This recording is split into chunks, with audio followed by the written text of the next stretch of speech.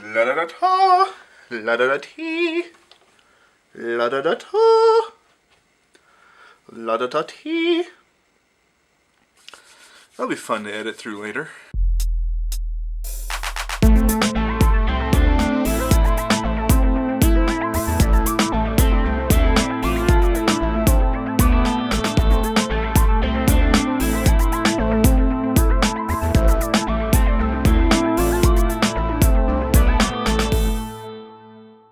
How y'all doing today? My name is Ryan, and this is Down to Business Reviews. Welcome to episode 3 of Horror Month.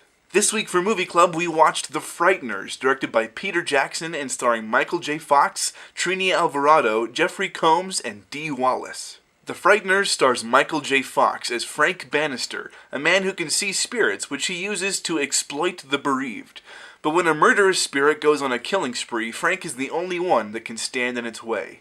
The Frighteners is a movie that has been on my to-watch list for a really long time, but when it came out I was too young to see it, and it was marketed mostly as a horror film, and I don't like horror films now, much less when I was 10 years old. However, my interest was first piqued when it was announced that a little-known New Zealand director was going to be heading up an adaptation of one of the most beloved fantasy series of all time, The Lord of the Rings.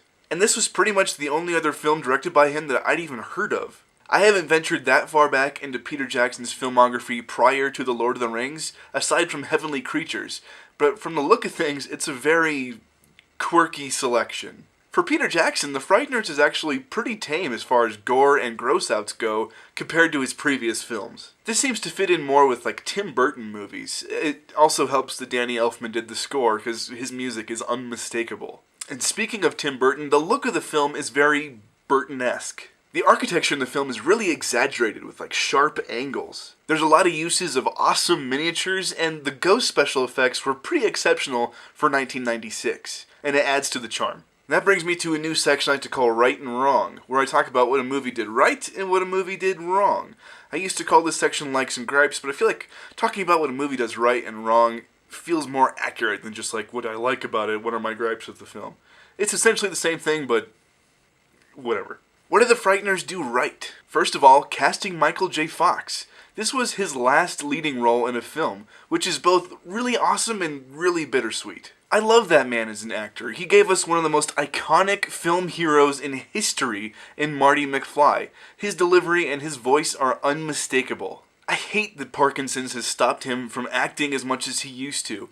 It's a huge tragedy. But it looks like he's making the best of his situation and even has a new sitcom coming out, so that's really awesome. This film really succeeds in practical special effects. From prosthetics to miniatures, it looks really good for the time that it was released. There are a lot of great character actors in this movie. It's really weird, but not in an off-putting way. Jeffrey Combs plays a great antagonist in The FBI Agent, and Jake Busey and his teeth are wonderfully manic. But what did it do wrong when they make heavy use of CGI? In 1996, it looked awesome and freaky, but now it looks really bad. Keep in mind, this was only 5 years before The Fellowship of the Ring came out. They made a lot of progress in a short amount of time, but seeing it now can take you right out of the movie. Secondly, is it technically considered necrophilia if both parties are already dead? Gosh, that's a weird sentence.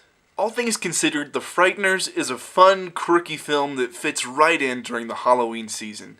It's totally worth watching for Michael J. Fox's performance and to see Peter Jackson's style that would develop into his masterwork of The Lord of the Rings. This quirky horror comedy gets a B.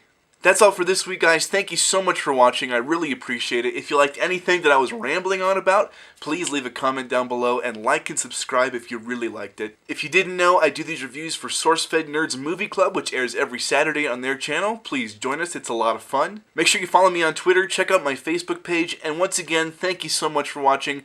I will see you next time. Have a good one. They made a lot of progress in a short amount of time. Jeff, I hear you jingling. Stop your Stupid cat.